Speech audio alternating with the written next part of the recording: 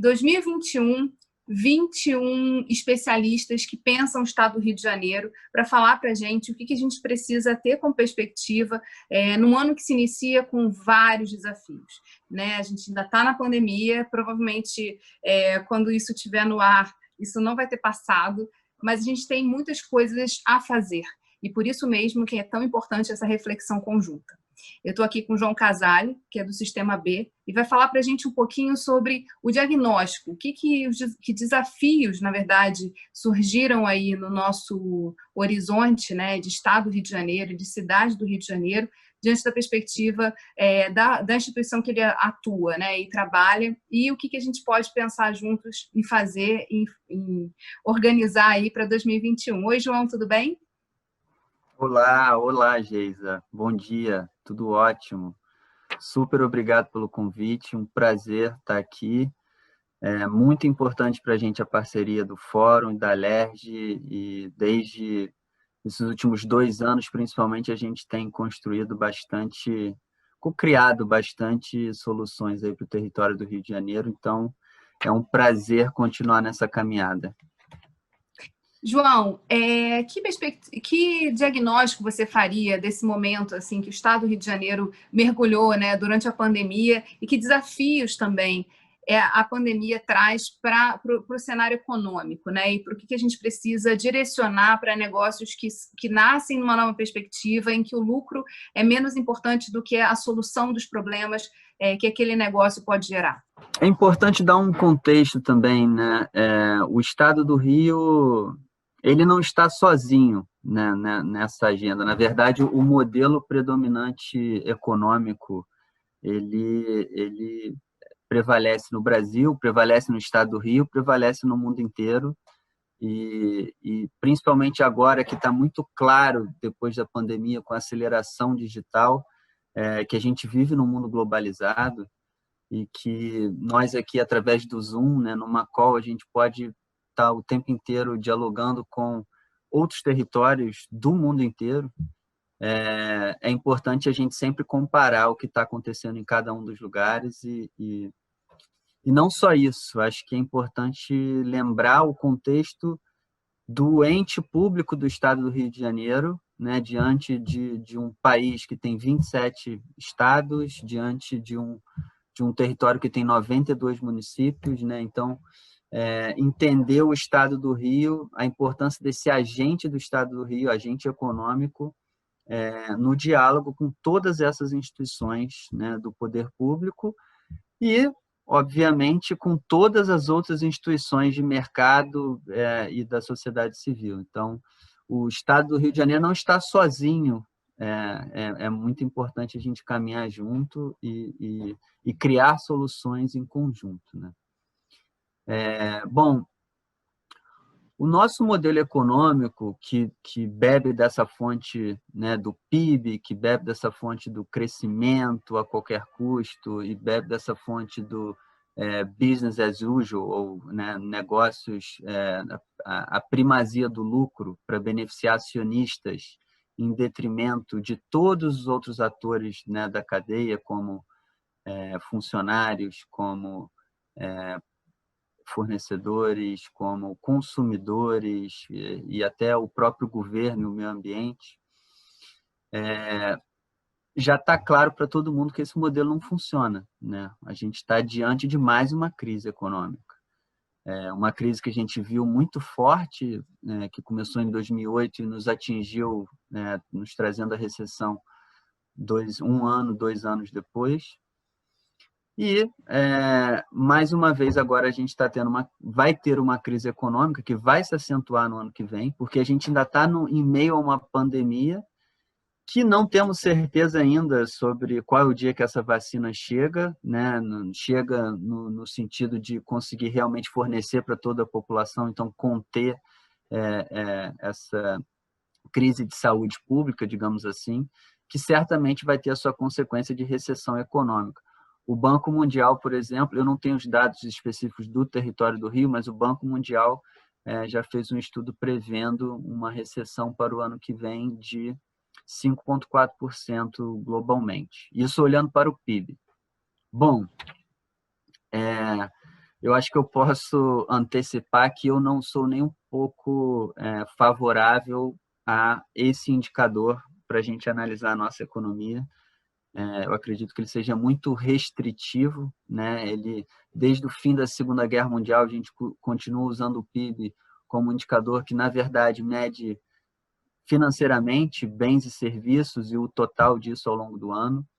E eu acho que a primeira coisa a gente deveria olhar para outros indicadores que consigam realmente avaliar a felicidade da população, o bem-estar da população, as reais necessidades que a gente precisa e, naturalmente, a gente ter uma dimensão econômica, mas, ao mesmo tempo, ecológica e social. O ecológico e econômico, eu não sei, né, porque o mainstream enfim, a realidade política insiste em separar, mas, na verdade, a gente está falando basicamente da mesma coisa, né? O prefixo eco, de oikos, né, de casa, um é cuidar da casa e o outro é administrar a casa. Então, é fundamental que a gente olhe em todos os projetos e negócios que sejam planejados, executados, implementados, que essas três esferas andem juntas, né? Então, por exemplo, se você está criando um projeto para, enfim, resolver algum problema ambiental, né, de gerar energia limpa, por exemplo, que a gente pense em gerar energia limpa com o emprego, né, de empregos verdes para você beneficiar a população que precisa de emprego, ao mesmo tempo você gerar renda, né, distribuir a renda, então você beneficiar economicamente. Então, esse tipo de análise tridimensional precisa acontecer. E eu acho fundamental que o Estado do Rio de Janeiro, né, na administração do Estado do Rio de Janeiro, e a administração dos municípios que compõem o Estado do Rio de Janeiro, que tem que estar sempre andando juntas, que olhem para ferramentas e avaliações que consigam dialogar com outros territórios para fazer comparações que sejam razoáveis nesse sentido, porque no mundo globalizado é importante a gente trazer a relocalização, ou seja, a glocalização, né? Você conseguir unir o global com o local. Então, por exemplo, a ONU tem essa Agenda 2030, né, das ODS, os Objetivos de Desenvolvimento Sustentáveis, que criaram 17 ODS e 169 metas como causas que precisam ser endereçadas nos próximos 10 anos.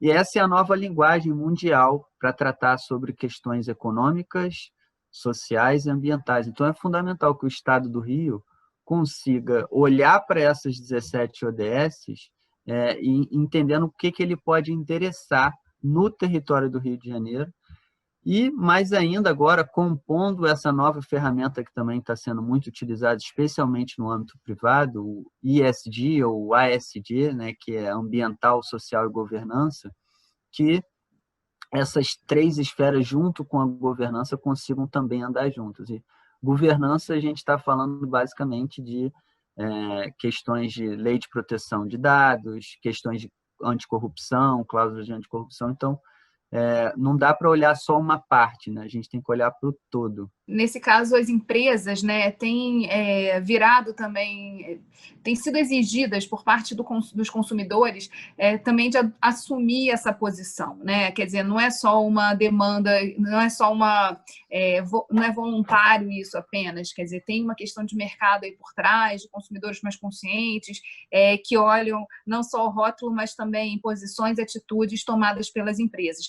Nessa perspectiva, como é que tem sido a adesão das empresas a esse olhar, né, do Sistema B, que traz também todas essas responsabilidades à tona para um diálogo com a sociedade? E como essa experiência também pode ajudar no setor público? Pode ser uma devolutiva, na verdade, né, das empresas para o setor público como um caminho, né, que pode ser trilhado pela sociedade.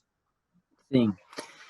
Bom, o Sistema B é uma organização que promove a mudança através do mundo dos negócios, né? Como dos agentes de mercado. O negócio como uma força de transformação social e ambiental. As empresas são agentes econômicos fundamentais, né? No último ranking da Forbes, no ano passado, já mostra que os 100 maiores economias do mundo, né? Os 100 maiores PIBs do mundo, 69 são empresas. Então, hoje é até complicado você dividir a empresa como um agente microeconômico de um país como um agente macroeconômico, porque, na verdade, está tudo muito, muito misturado. Então, a gente acredita que, através dos negócios, nós podemos provocar intensas transformações estruturais. E existem várias agendas, né, que nós estamos seguindo e promovendo.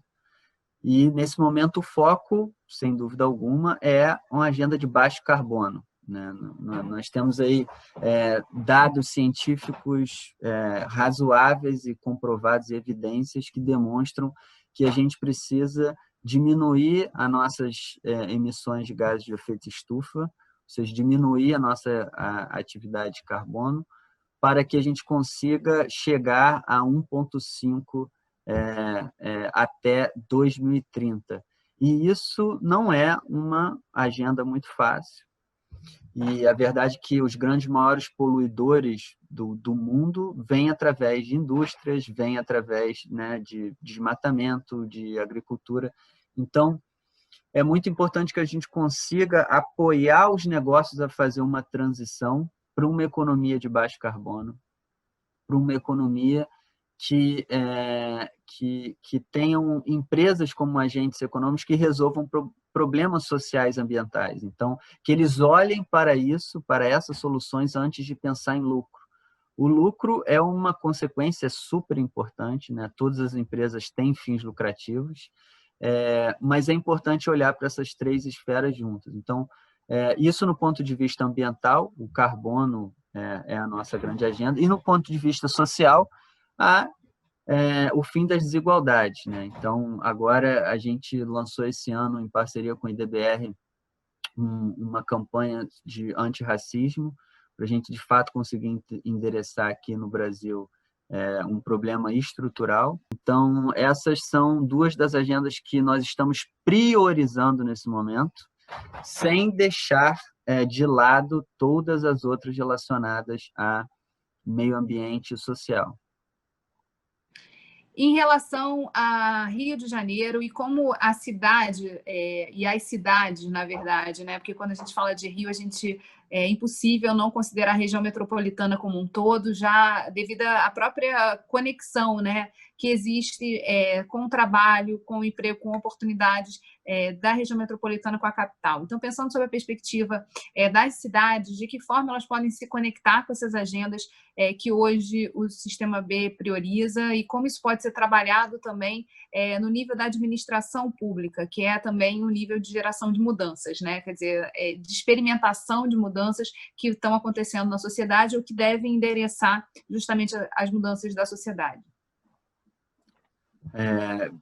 Obrigado pela pergunta, porque, de fato, a gente precisa olhar para o território, né, na hora de promover as transformações. O Brasil é um país continental, e a nossa estratégia de expansão do movimento ao redor do país se ramifica nos próprios estados. Então, a gente desenvolveu comunidades BEIs regionais que atuam de acordo com as características e necessidades de cada território. Evidentemente, a Amazônia tem uma necessidade e o Rio de Janeiro tem outra necessidade.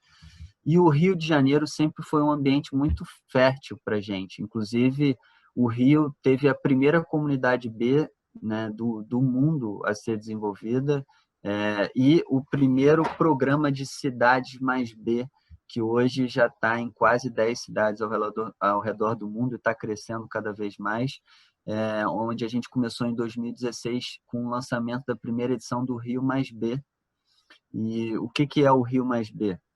O Rio Mais B é uma célula desse programa Cidades Mais B, que é uma iniciativa multissetorial, onde todos os stakeholders, todos os atores de um território participam. O foco começou com empresas, muito pelo nosso conhecimento, pelo nosso trabalho com empresas, e com negócios de impacto, mas hoje já tem a presença da sociedade civil e de parceiros, inclusive da Alerj, de parceiros que pertencem à esfera pública. Então, esse programa é digamos assim, uma iniciativa nossa que está conectada com o território.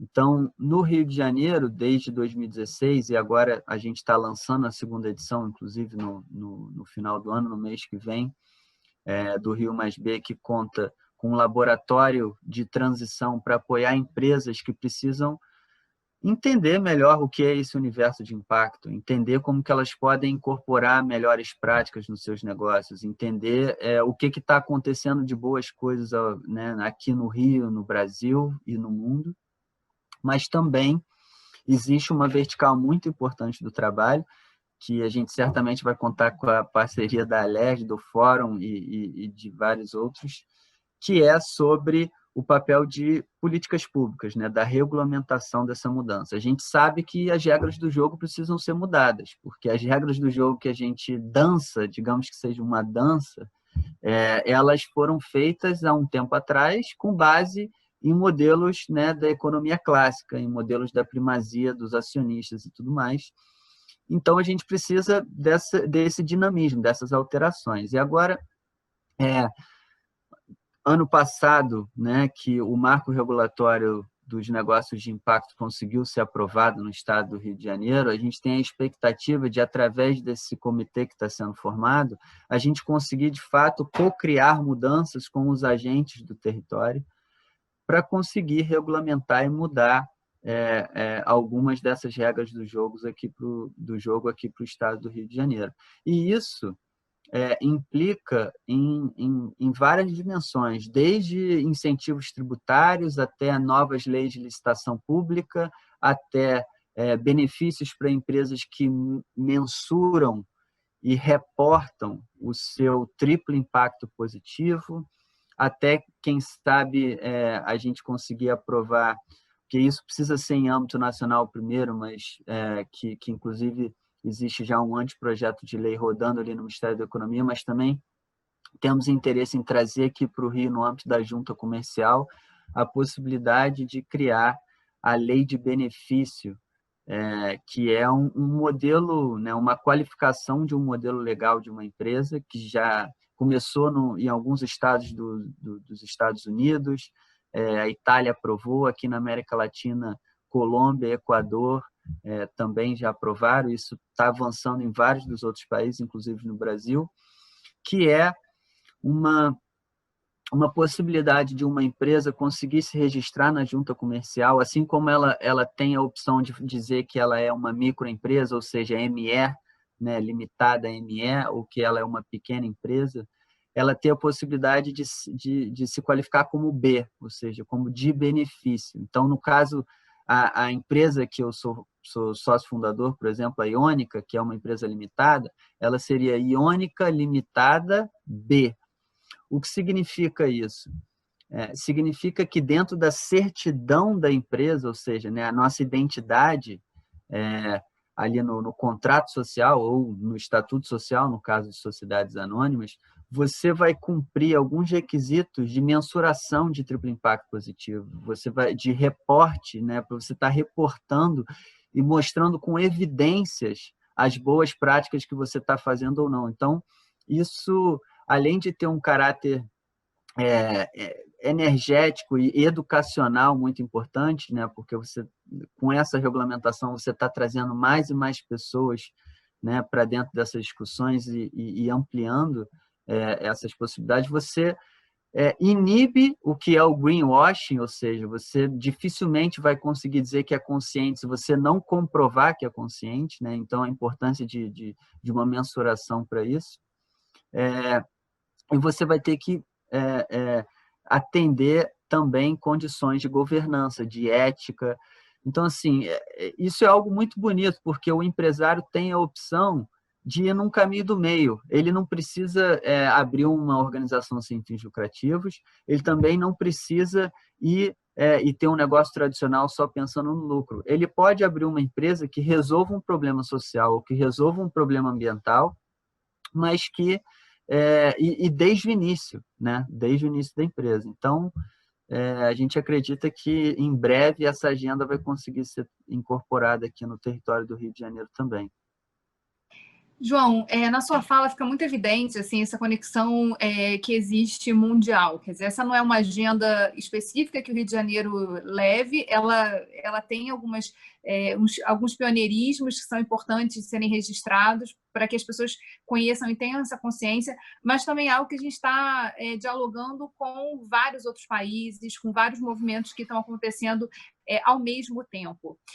Levando em consideração, né, a ODS, a Agenda dos Objetivos de Desenvolvimento Sustentável, que você já trouxe aqui na sua fala, quais são as perspectivas que você enxerga assim, de colocar isso de fato no dia a dia do Rio de Janeiro, né? Quer dizer, já foi iniciado um movimento, já existem empresas conectadas, instituições olhando para essa agenda, mas de que maneira, assim, cada 2021 pode ser um espaço, um momento de novos ventos e de uma nova atitude em relação a essa questão da responsabilidade social que todos temos que ter, não só as empresas, né, mas também o governo nas suas atitudes, na regulamentação voltada a gerar esse ambiente favorável a esses empreendedores e principalmente na formação também desses empreendedores que precisam aí agregar outras preocupações, né, além do próprio que seria o PIB das empresas, né? Mas assim, outras preocupações que também têm que estar somadas a essa agenda. De fato, essa é uma agenda global, né? E eu gosto de olhar para isso pensando no estado do Rio de Janeiro como um agente local de uma agenda global, ou seja, promovendo ações locais, né? Uma ação que é feita no território do Rio de Janeiro, assim como a criação do Rio Mais B, que surgiu e plantou sementes em outras cidades. Então, isso é uma agenda local. Aqui, tanto no Rio Mais B como na Rio de Impacto, a gente está promovendo ações que podem ser replicadas em outros territórios. E é muito importante a gente estar consciente e caminhando junto, né? Por exemplo, a província de Mendonça, né, que seria um estado da Argentina, lançou primeira compras públicas de triplo impacto positivo que beneficiam empresas na hora de fazer a licitação, que mensuram e reportam o seu impacto, né? E a gente pode replicar aqui com um modelo tão bem sucedido. Então, a nível global, está tudo mudando, todos estão mudando, que esse modelo não funciona mais e que está todo mundo saturado disso. Então, o mundo está